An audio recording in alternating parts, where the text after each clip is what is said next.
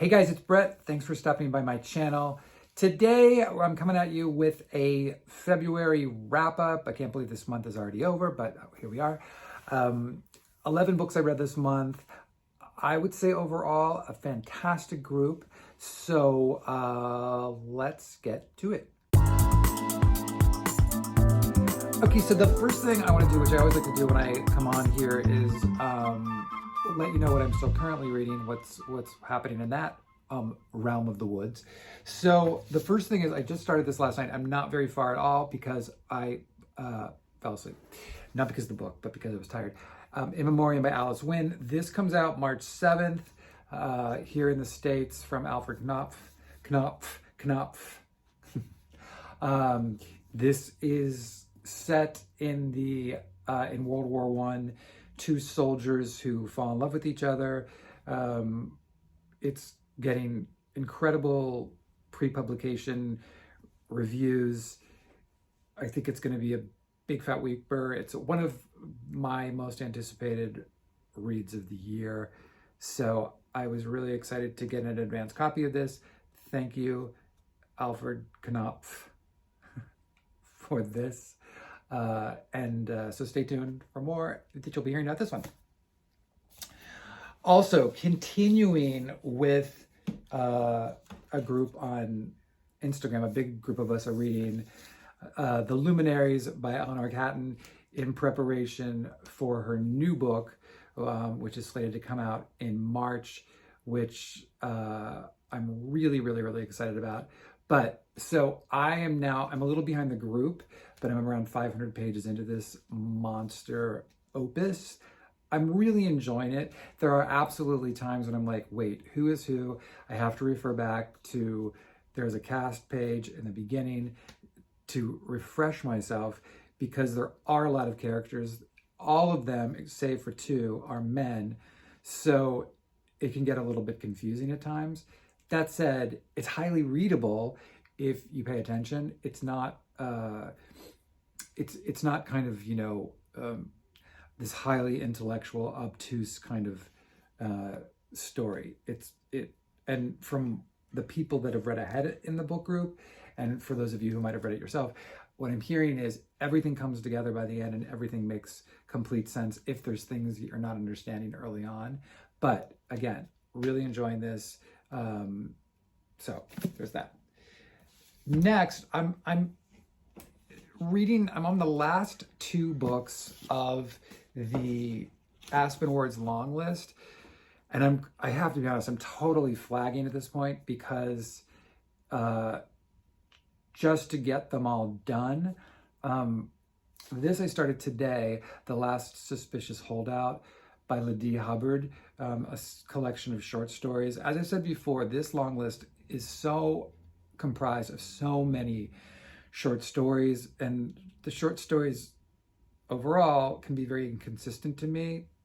But that said, I'm narrowing down my favorites of the group, and at least one of them are short stories. So do with that what you will. But I just started this, so I can't really say much about it. I would say this. I thought the first two stories were fine. I'm in the third story and really liking it, of 12.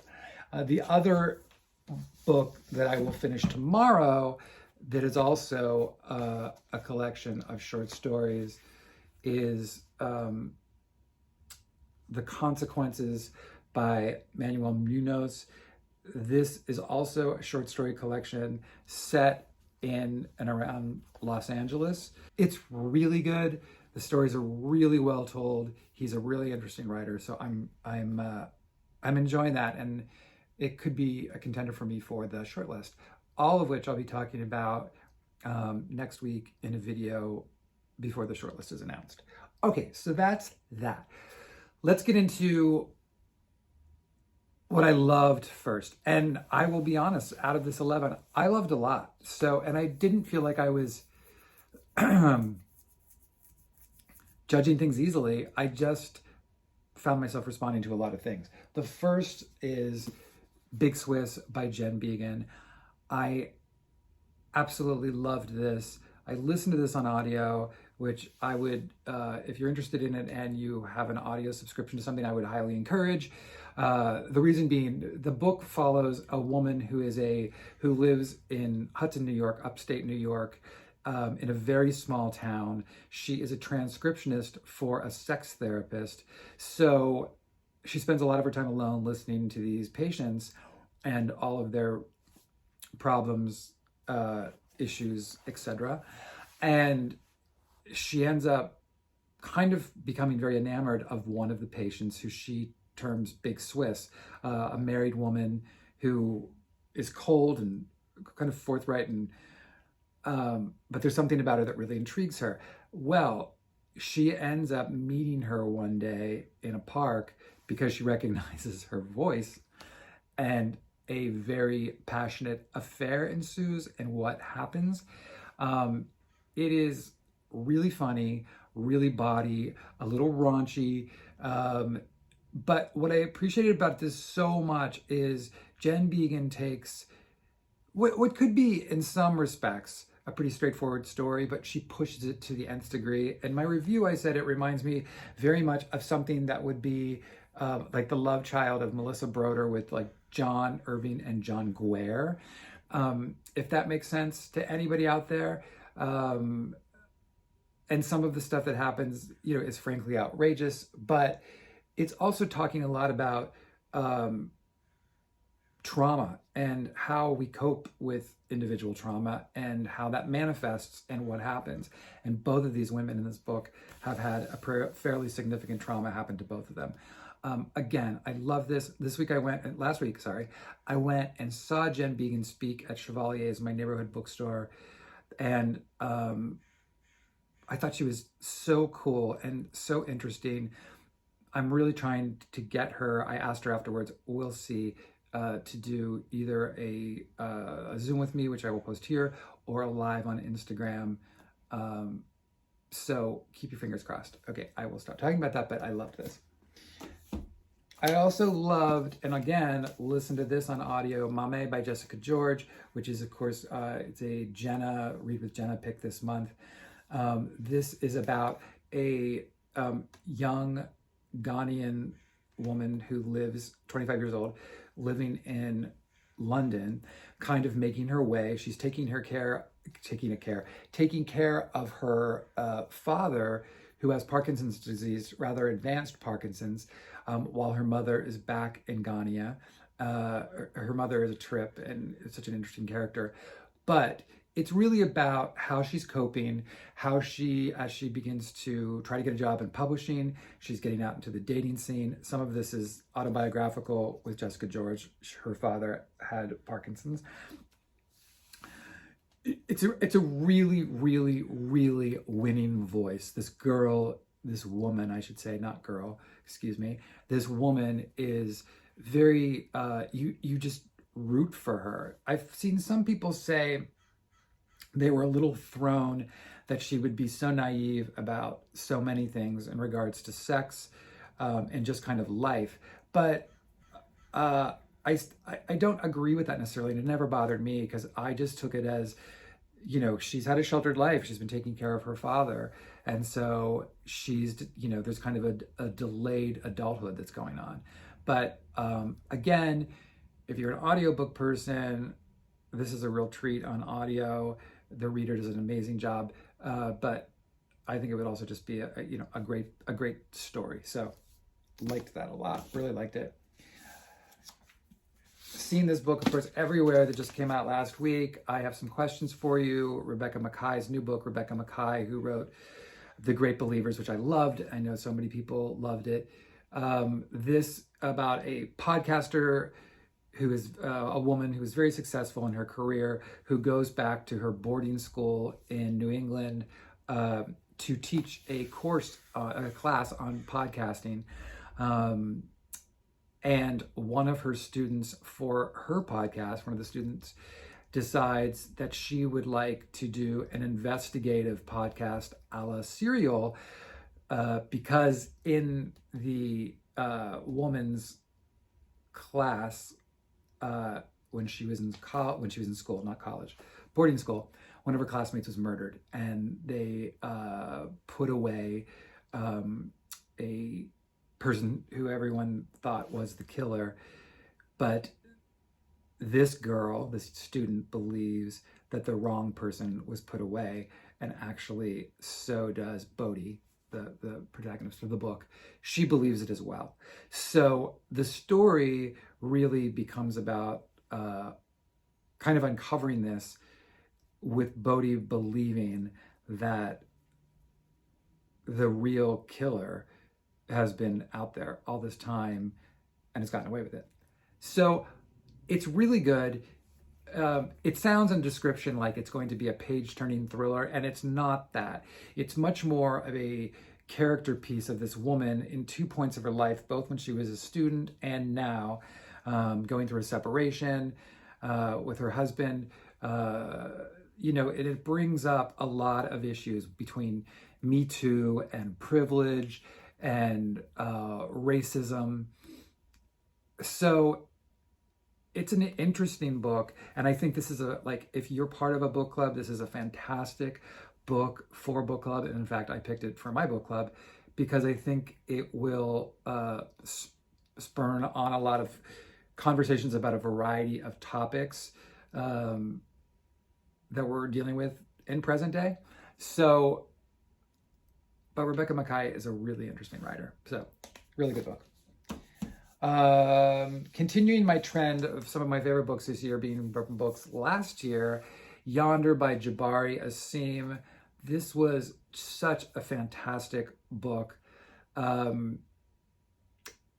It's about 6 slaves at a plantation, and it follows, each chapter alternates following different slaves and their experiences.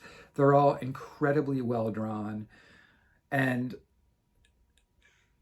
I fell in love with all of them, and some more than others. But I said, like, when I was reviewing this, the men are so memorable, but as memorable as all the men are, and great characters, the 2 women in it are even better.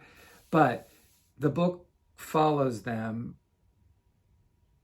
and a preacher, a pastor, starts to show up, a black pastor, who begins to get into their heads the idea that they can escape. And it's what happens. I loved it. I thought it was so beautiful. It's heartbreaking at times, but it's his writing is like poetry. By the end of it, I was really on the edge of my seat. There's a little bit of magical realism that enters into this, but it doesn't distract or detract either from the narrative. It feels logical and really, I think, in a really beautiful way, aids in the storytelling.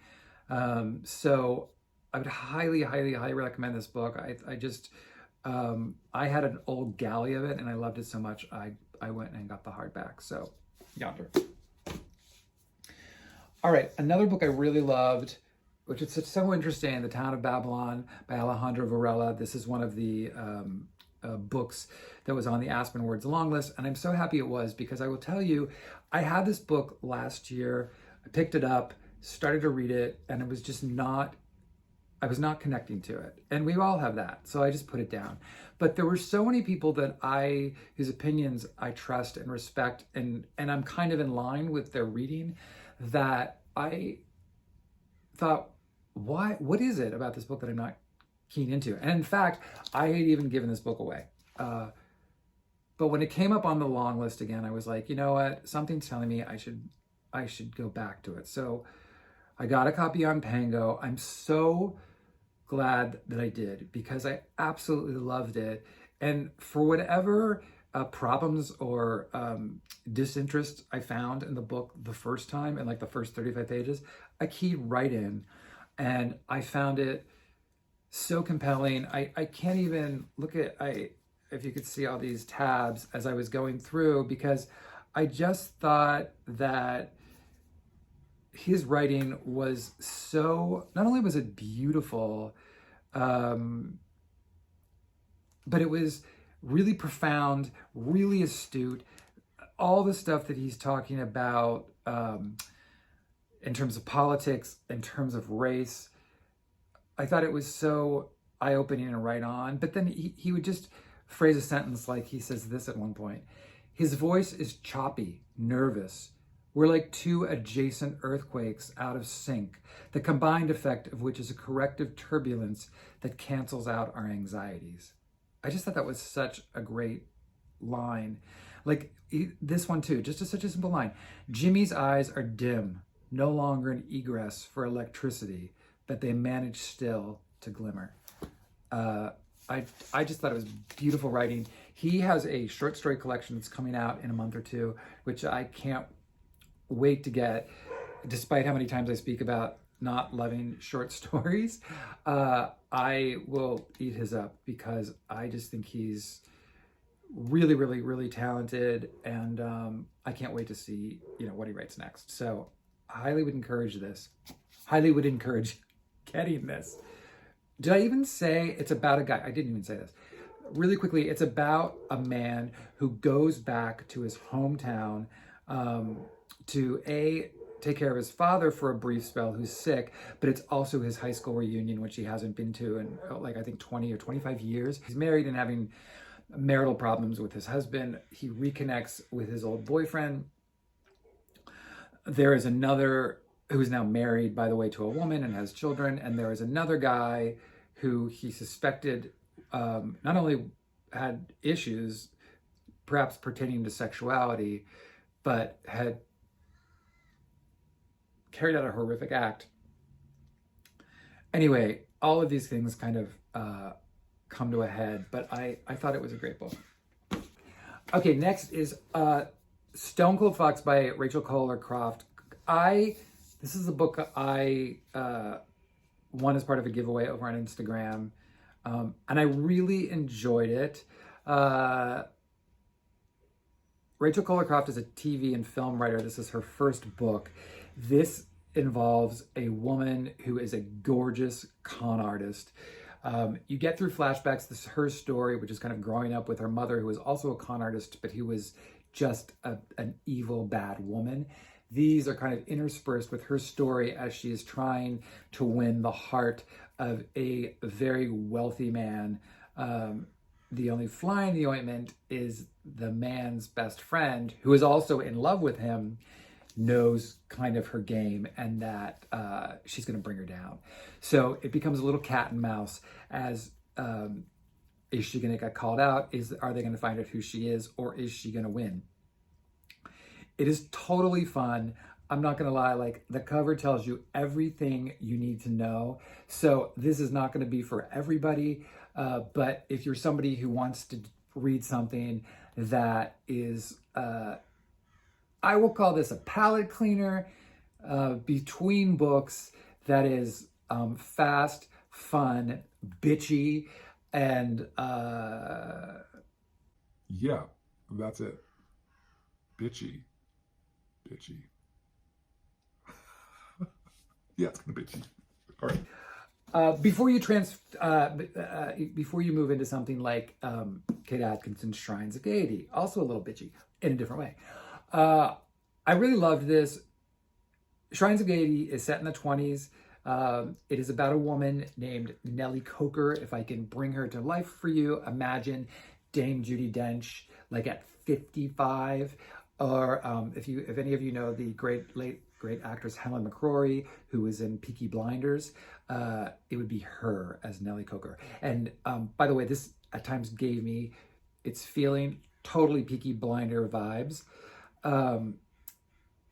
Set in the 1920s, this opens in London. This opens with Nellie Coker being released from prison, and she runs a series of nightclubs in town. So it's she and her 5 grown children. The siblings get, some really get the lion's share of the narrative than others. Some are almost background and unnecessary, but it's about the siblings. It's also about a young woman who's a librarian in town who gets pulled into not only the Coker fold, but also into the world of the cops who want her to work undercover to try to bring Nellie Coker down. And then there's also a young girl who desperately wants to be a star and moves to London to become a star. The undercurrent of all this is that young girls are being taken and murdered, so we don't know who's doing that. So there's a lot of dastardly deeds that are taking place amidst the frothing champagne and dancing girls and duplicitous cops. It's a really, really, really fun read. I really, really, really enjoyed it. And hats off to Goldsboro for putting out this gorgeous edition.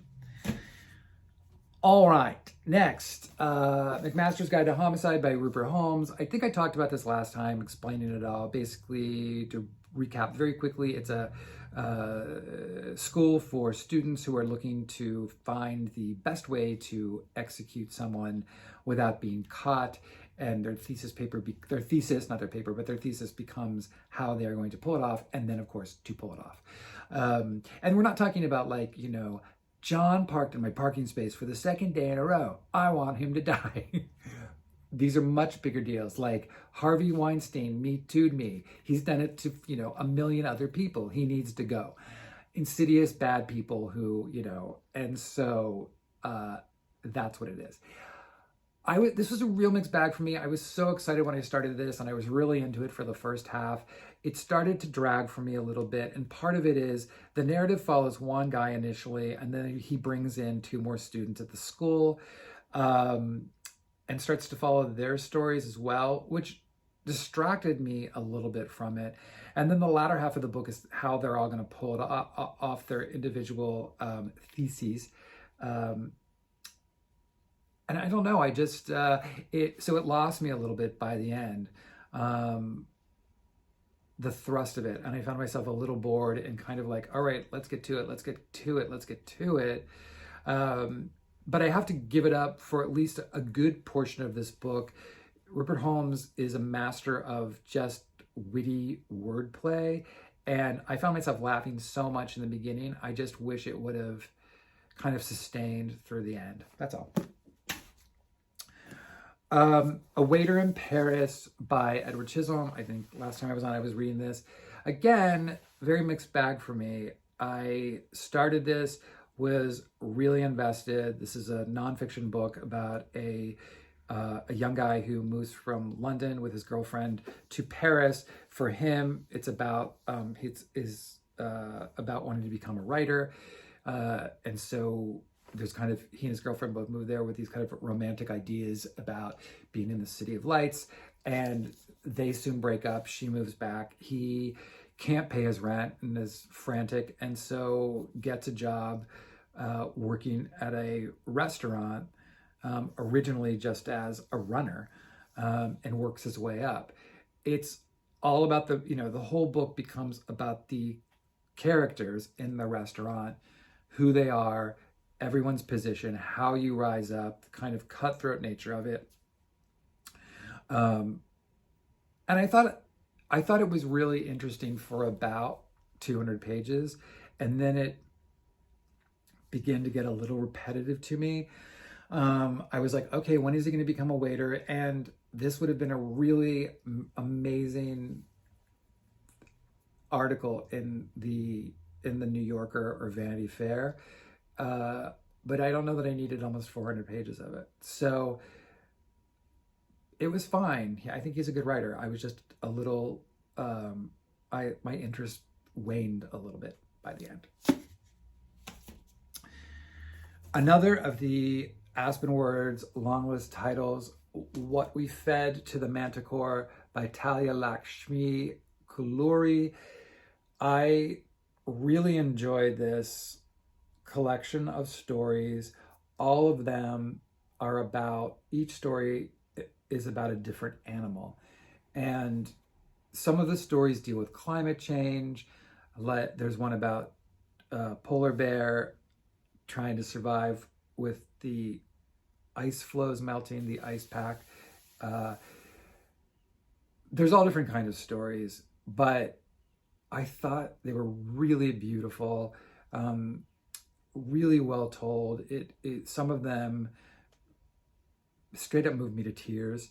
And what a gorgeous cover. Not a long book either. So if you want something that is extremely satisfying while not feeling like you've been reading it for, forever, and you want to feel like you've accomplished something, this is a good get.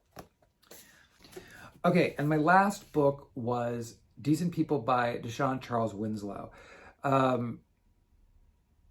This is a book that is set in the still kind of segregated part of North Carolina in 1976, and three black siblings are found murdered in their home.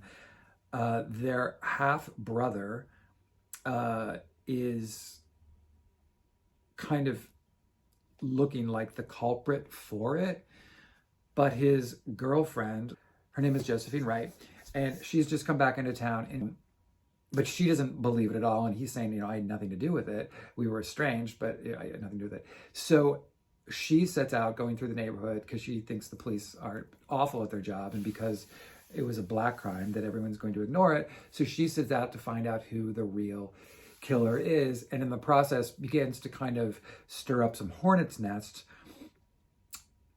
I had a little bit of a negative reaction to the book in the beginning. It's not like I didn't like it. I just didn't love it.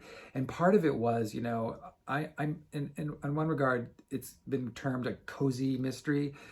For those of you who don't know, they're kind of cozy mysteries. They're sweeter. They're usually not very violent. The violence has already happened, and they're kind of a feel good kind of mystery. And that's not necessarily my thing. And it is that element. I mean, she is basically like, Murder, She Wrote, Jessica Fletcher, going around trying to find out from all these people what she can find out. And part of me, the cynical part of me, as I was reading this and she'd be talking to these people, I was all of a sudden like, none of them, I have said to her, like, where's your badge? Are you with the police department? Are you a detective? Well, then I'm not telling you anything.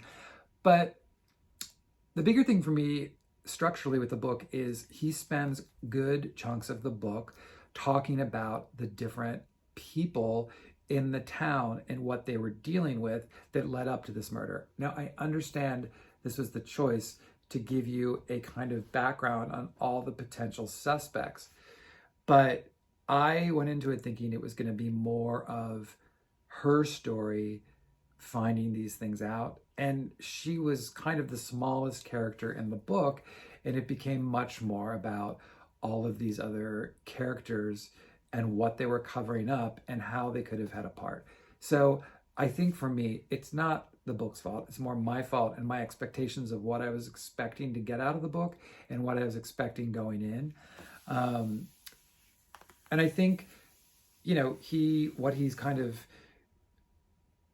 dealing, or the issues he's kind of covering are race relations, interracial relationships, homosexuality in the Black community. And all of these things I feel are interesting subjects to be tackled. I don't know if any of them felt so new to me, but all that to say, it's not a bad book. It just didn't ultimately work for me on every level, but I think it's a book that could work for a lot of people. So, all right, so that's that was my February. A lot of good stuff. I hope there's something in there that sounds intriguing to you that you might try out, or please let me know if you have tried any of them out and what you thought. I would love to know that as well. I will be back in the next day or so with my March possibilities, and so stick around for that. And then next week I'm really gonna do an Aspen Words, a whole wrap up of the 16 books, and what I'm hoping is on the short list, long list for the Women's Prizes being announced next week as well. And I've always loved that list a lot. Anyway, thank you for stopping by. I hope to see you all soon. And yeah, tell me what you're reading.